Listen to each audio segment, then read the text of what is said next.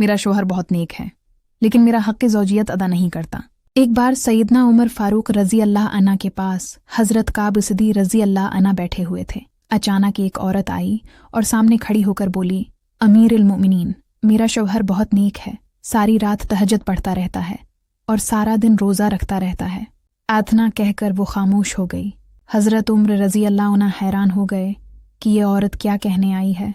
जब वो कुछ न बोली तो उन्होंने पूछा, तो उसने दोबारा वही बात दोहराई, अमीरुल मोमिनीन, मेरा शौहर बहुत नेक है, वो सारी रात तहज्जुद में गुजार देता है और सारा दिन रोज़ा रखता है।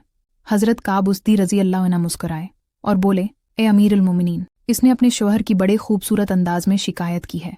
उमर रज़ी अल्लाह अन्हा ने पूछा, कैसी शिकायत? काब रज़ी अल्लाह अन्हा ने कहा, यानी जब ये सारी रात तहज्जुद पढ़ता रहेगा और सारा दिन रोज़ा रखता रहेगा तो फिर उसकी बीवी को वक्त कब देगा? ये कहने आई है कि मेरा शौहर नेक तो है मगर मुझे वक्त नहीं देता।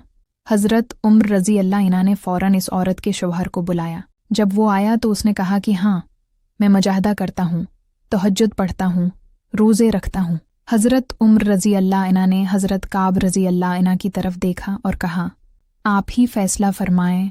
हज़रत काब रज़ी अल्लाह अन्हा ने शौहर से कहा, भाई, शरान तुम पर लाजिम है कि तुम अपनी बीवी के साथ अच्छा वक्त गुजारो, इसके साथ हंसी खुशी रहो और कम इस कम हर 3 दिन बाद एक बार इसके साथ हम बस्तरी भी करो।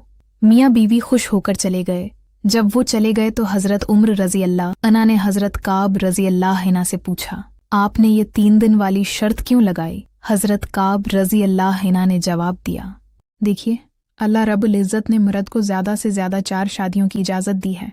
अगर कोई शख्स 4 शादियाँ भी कर ले तो 3 दिन के बाद फिर एक बीवी का नंबर आ जाता है।